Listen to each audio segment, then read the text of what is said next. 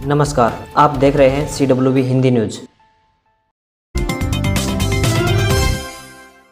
इनेलो प्रधान महासचिव एवं ऐलनाबाद के विधायक अभय सिंह चौटाला ने कहा है कि centre for monitoring Indian economy यानी CMIE की रिपोर्ट द्वारा बेरोजगारी पर जारी किए गए ताजा आंकड़े इस बात की गवाही दे रहे हैं कि हरियाणा प्रदेश की भाजपा गठबंधन सरकार युवाओं को रोजगार देने में पूरी तरह से फेल साबित हुई है। CMIE की रिपोर्ट के अनुसार एक बार फिर से हरियाणा प्रदेश पूरे देश में 34.1% बेरोजगारी दर के साथ पहले स्थान पर कायम है। शहरी क्षेत्रों के मुकाबले ग्रामीण क्षेत्रों में बेरोजगारी दर हमेशा ज्यादा रहती है, लेकिन इन आंकड़ों के अनुसार सबसे ज्यादा डरावनी और चिंतनीय बात यह है कि ग्रामीण क्षेत्रों के मुकाबले शहरी क्षेत्रों में बेरोजगारी दर ज्यादा है। हरियाणा आज जहां बेरोजगारी में नंबर 1 पर आ गया है, वहीं बेरोजगारी के चलते बढ़ते आपराधिक कार्यों में भी नंबर 1 पर है। बैटरी चालित स्प्रे पंप के लिए किसानों को मिलेगा अनुदान, 12 जनवरी तक दस्तावेज कराएं जमा। कृषि एवं किसान कल्याण विभाग की ओर से 9 जिला में अनुदान पर बैटरी चालित स्प्रे पंप लेने के लिए ऑनलाइन आवेदन करने वाले अनुसूचित जाति से संबंध रखने वाले किसान अपने आवश्यक दस्तावेज 12 जनवरी तक जमा करा सकते हैं। सहायक कृषि अभियंता विजय यादव ने जानकारी देते हुए बताया कि वर्ष 2021-22 के लिए अनुसूचित जाति से संबंध रखने वाले किसानों से अनुदान कीमत का 50% या 2500 रुपए जो भी कम हो पर बैटरी चालित स्प्रे पंप के लिए 30 सितंबर तक ऑनलाइन आवेदन मांगे गए थे। ऑनलाइन आवेदन करने वाले किसान आगामी 12 जनवरी तक सहायक कृषि अभियंता कार्यालय में आधार कार्ड, अनुसूचित जाति प्रमाण पत्र व अन्य दस्तावेज जमा करा सकते हैं। यह दस्तावेज न जमा कराने वाले के लिए आवेदन निरस्त माने जाएंगे। हरियाणा विद्यालय शिक्षा बोर्ड भिवानी द्वारा प्रवेश वर्ष 2019 व 2020 के DLED प्रथम वर्ष एवं प्रवेश वर्ष 2019 के द्वितीय वर्ष यानी रीअपियर की परीक्षाओं का संचालन 11 जनवरी 2022 से करवाया जाना था, किंतु ये परीक्षाएं ओमिक्रॉन महामारी के कारण आगामी आदेशों तक स्थगित कर दी गई हैं। बोर्ड अध्यक्ष डॉक्टर जगबीर सिंह ने बताया कि DLED प्रथम वर्ष व DLED द्वितीय वर्ष यानी रीअपियर की परीक्षाओं के प्रवेश पत्र पुनः जारी करते हुए परीक्षाएं आरंभ होने से एक सप्ताह पहले परीक्षार्थियों को सूचित कर दिया जाएगा। नवीन एवं नवीकरणीय ऊर्जा विभाग के महानिदेशक एवं पुलिस महानिरीक्षक डॉक्टर हनीफ कुरैशी ने कहा है कि PM कुसुम योजना केंद्र व राज्य सरकार की एक महत्वाकांक्षी योजना है, जिसके तहत किसानों को सौर पंप लगाने के लिए बड़े पैमाने पर सरकारी सहायता दी जाती है। ऊर्जा मंत्रालय ने वर्ष 2019 में प्रधानमंत्री किसान ऊर्जा सुरक्षा एवं उत्थान महाअभियान जिसे कुसुम योजना की शुरुआत की थी, जिसके तहत किसानों को सौर पंप लगाने के लिए छूट मिलती है। उन्होंने बताया कि 6 जनवरी को मुख्यमंत्री मनोहर लाल वीडियो कॉन्फ्रेंस के माध्यम से PM कुसुम योजना के बारे में किसानों से बातचीत करेंगे। उन्होंने कहा कि मेवात में काफी सोलर पंप लगे हुए हैं, जिसका किसान लाभ उठा रहे हैं। उन्होंने बताया कि सब्सिडी के बाद किसान को सौर पंप के लिए करीब 1/4 ही भुगतान करना पड़ेगा। पहले लोग डीजल फूकते थे, लेकिन अब लोगों को डीजल की आवश्यकता नहीं होगी और ये पंप 25 साल के लिए सौर ऊर्जा से चलेंगे। बेरोजगारी के आंकड़े गिनाकर शैलजा का हमला, हरियाणा में युवाओं का भविष्य बर्बाद कर रही है गठबंधन सरकार। हरियाणा कांग्रेस अध्यक्ष कुमारी शैलजा ने कहा है कि भाजपा जसपा गठबंधन की सरकार प्रदेश के सुरक्षित व भोले भाले युवाओं का भविष्य चौपट करने पर तुली हुई है। यह सरकार न तो सरकारी भर्तियों को ही सिरे चढ़ा पा रही है और न ही वादे के मुताबिक निजी क्षेत्र में प्रदेश के युवाओं को आरक्षण देने के कानून को लागू करा पा रही है। इसी वजह से centre for monitoring Indian economy यानी CMIE की रिपोर्ट में देश के अन्य राज्यों के मुकाबले हरियाणा बेरोजगारी के मामले में लगातार टॉप पर बना हुआ है।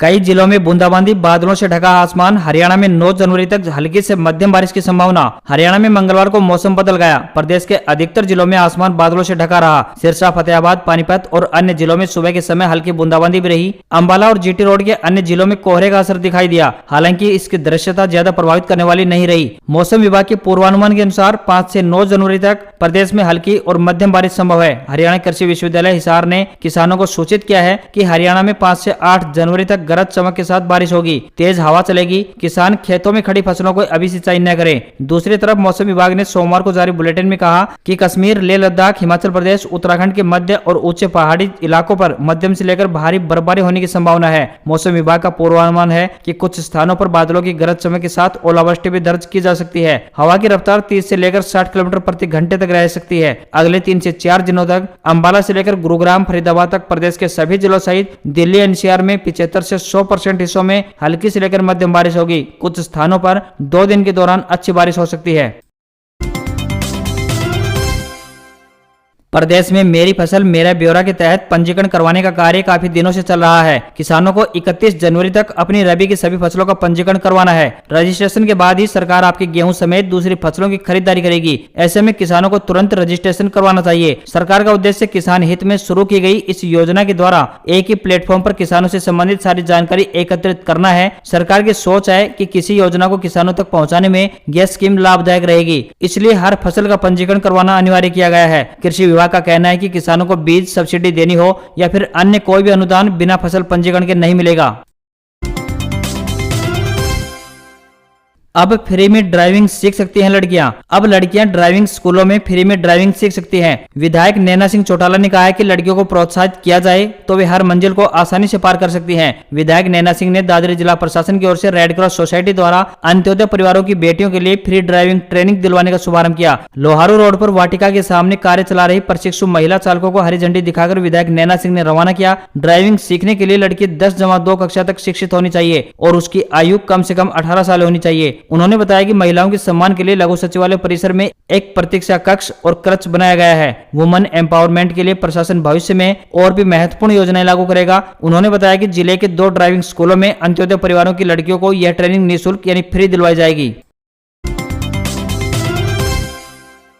कोरोना की तीसरी लहर और नए वेरिएंट ओमिक्रॉन के खतरे को देखते हुए स्कूल कॉलेज बंद रहेंगे, लेकिन इस दौरान शिक्षकों को ड्यूटी पर आना होगा। प्रदेश में school college, polytechnic, ITI, anganwadi creche केंद्र 12 जनवरी तक बंद रखने का फैसला लिया गया है, लेकिन शिक्षकों को स्कूल कॉलेज में आने के आदेश जारी किए गए हैं। सरकार के इस फैसले से शिक्षकों में नाराजगी है। उनका तर्क है कि संक्रमण का खतरा उन्हें भी उतना ही है जितना विद्यार्थियों व प्रदेश के दूसरे लोगों को है। कोरोना के अधिक मामले वाले जिलों गुरुग्राम, फरीदाबाद, सोनीपत, अंबाला व पंचकुला में तो सरकारी व प्राइवेट दफ्तरों में भी 50% स्टाफ को ही बुलाने के आदेश जारी किए गए हैं, मगर स्कूल कॉलेजों में सभी शिक्षकों को आना होगा। कॉलेज टीचर्स एसोसिएशन CTA और Haryana college non teaching union ने सरकार के इस फैसले पर हैरानी जताते हुए कहा है कि जब विद्यार्थी स्कूल नहीं होंगे तो वे भी आकर क्या करेंगे।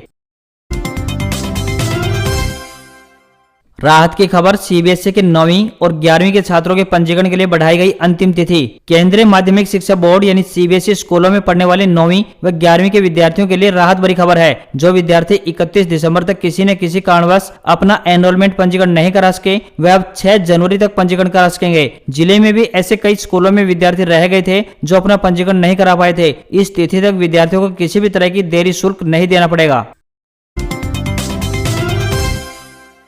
हरियाणा में किसानों के लिए अच्छी खबर, जल्द मिल सकता है फसल खराबे का मुआवजा। हरियाणा में नवंबर के दौरान बेमौसमी बारिश व ओलावृष्टि तथा गुलाबी सुंडी से करीब 2.5 लाख एकड़ में खड़ी फसलें खराब हुई हैं। प्रभावित किसानों को अगले पखवाड़े मुआवजे के वितरण की प्रक्रिया शुरू हो जाएगी। ज्यादातर जिलों में नुकसान की गिरदावरी रिपोर्ट सरकार के पास पहुंच गई है, जबकि गुरुग्राम और हिसार मंडल के आयुक्तों और चरखी दादरी के उपायुक्तों को जल्द रिपोर्ट देने को कहा गया है। खरीफ सीजन में बेमौसमी बारिश और गुलाबी सुंडी से कपास, बाजरा व दलहन फसलों को खासा नुकसान पहुंचा था। इसके बाद सरकार ने किसानों को नुकसान की भरपाई के लिए सभी जिलों में विशेष गिरदावरी के निर्देश दिए थे। रिपोर्ट के आकलन का काम पूरा होने के बाद किसानों को मुआवजा देने की प्रक्रिया शुरू होगी।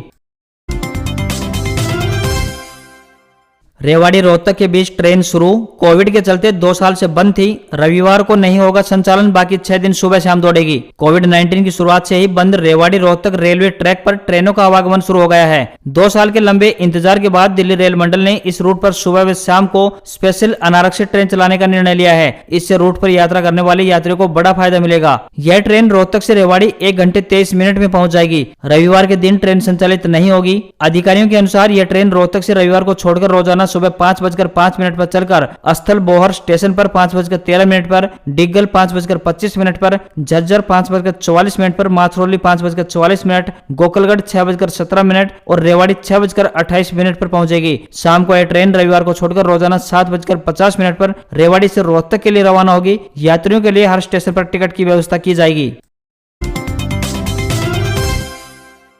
हरियाणा में कोरोना और इसके नए वेरिएंट ओमिक्रॉन के बढ़ते केसों को लेकर सरकार के व्यापक दिशा निर्देशों के बावजूद सुरक्षा को लेकर लापरवाही हर तरफ दिख रही है। नियम तोड़ने पर प्रशासन आम जनता के चालान कर रहा है, वहीं जिम्मेदार नेता और अफसर मास्क तक नहीं लगा रहे हैं। ऐसे में सवाल उठ रहे हैं कि क्या नियम कायदे केवल आम जन के लिए हैं? VIP और रसूखदार इसके दायरे में नहीं आते? इनकी लापरवाही से जनता में भी गलत संदेश जा रहा है। उप मुख्यमंत्री दुष्यंत चौटाला मंगलवार को चंडीगढ़ में बिना मास्क के ही लोगों की शिकायतें सुनने उनके बीच आ गए। यहाँ अपनी समस्या लेकर आए अधिकतर लोगों लोगों ने भी मास्क नहीं लगाए थे। बाद में डिप्टी सीएम गुरुग्राम हेलीपोर्ट को लेकर अफसरों से चर्चा करते दिखे, इसमें भी वे बिना मास्क के थे। भाजपा के राज्यसभा सांसद रामचंद्र जांगड़ा मंगलवार को बिना मास्क के ग्रामीणों के बीच नजर आए। वे रोहतक के गांव सहमान में पानी में डूबी कृषि योग्य भूमि का अवलोकन करने पहुंचे थे। फतेहाबाद में बिजली निगम कार्यालय का नजारा भी यही रहा कि किसी भी सरकारी बाबू ने मास्क नहीं पहना हुआ था। यहाँ तक कि एसडीओ भी अपने कार्यालय में बिना मास्क के पब्लिक डीलिंग करते दिखे। गाड़ी में अकेला व्यक्ति भी बिना मास्क के मिलता है तो उसका भी चालान किया जा रहा है। लोग सवाल उठा रहे हैं कि क्या कोरोना प्रोटोकॉल केवल आम लोगों पर ही थोपा गया है। प्रभावशाली लोग चाहे भीड़ जुटाएं चाहे मास्क भी न लगाएं, उनको कानून का पाठ पढ़ाने वाला कोई नहीं है। इंडियन कोस्ट गार्ड में 322 भर्तियां, 10वीं और 12वीं पास उम्मीदवार 14 जनवरी तक कर सकेंगे आवेदन। 21,700 से लेकर 29,200 रुपए है सैलरी। भारतीय तटरक्षक बल यानी इंडियन कोस्ट गार्ड में नौकरी कर देश की सेवा करने का सुनहरा मौका है। रक्षा मंत्रालय के तहत इंडियन कोस्ट गार्ड ने 322 पदों पर भर्ती निकाली है। इसमें नाविक यानी जनरल ड्यूटी के 260 पद, नाविक डोमेस्टिक ब्रांच के 35 पद, इंजीनियरिंग मैकेनिकल के 13 पद, इंजीनियरिंग इलेक्ट्रिकल के 9 पद और इंजीनियरिंग इलेक्ट्रॉनिक्स के 5 पद सहित कुल 322 पदों पर भर्ती जाएगी। इसके लिए उम्मीदवार मंगलवार से 14 जनवरी तक इंडियन कोस्ट गार्ड की वेबसाइट joinindiancoastguard.gov.in पर जाकर ऑनलाइन आवेदन कर सकते हैं। इंडियन कोस्ट गार्ड में इन पदों पर भर्ती के लिए उम्मीदवारों को selection written exam, physical fitness test, document verification आदि के आधार पर किया जाएगा। नाविक यानी जनरल ड्यूटी पदों पर भर्ती के लिए उम्मीदवार किसी भी मान्यता प्राप्त बोर्ड से मैथ्स और फिजिक्स विषयों के साथ 12वीं पास होना चाहिए, जबकि नाविक यानी डोमेस्टिक ब्रांच के लिए 10वीं पास भी आवेदन कर सकते हैं। Haryana corona cases update. Haryana में कोरोना ने पार किया 1000 का आंकड़ा, 2 लोगों की मौत, 96,524 किशोरों को वैक्सीन। हरियाणा में कोरोना संक्रमण की रफ्तार कम होने का नाम नहीं ले रही है। मंगलवार को मिले केस स्वास्थ्य विभाग की चिंता बढ़ा सकते हैं। मंगलवार को हरियाणा में कोरोना के 1132 केस सामने आए हैं और 2 लोगों की मौत भी हो गई है। ये मौत पंचकुला और कैथल जिले में हुई है। वहीं ओमिक्रॉन का कोई केस नहीं मिला है। मंगलवार को 201 लोगों ने कोरोना को मात दी। इस समय 4036 एक्टिव केस हैं। मंगलवार को 96,524 किशोरों का वैक्सीनेशन हुआ। इस तरह से 2 दिनों में 1,51,000 लगभग टीका लगाया जा चुका है।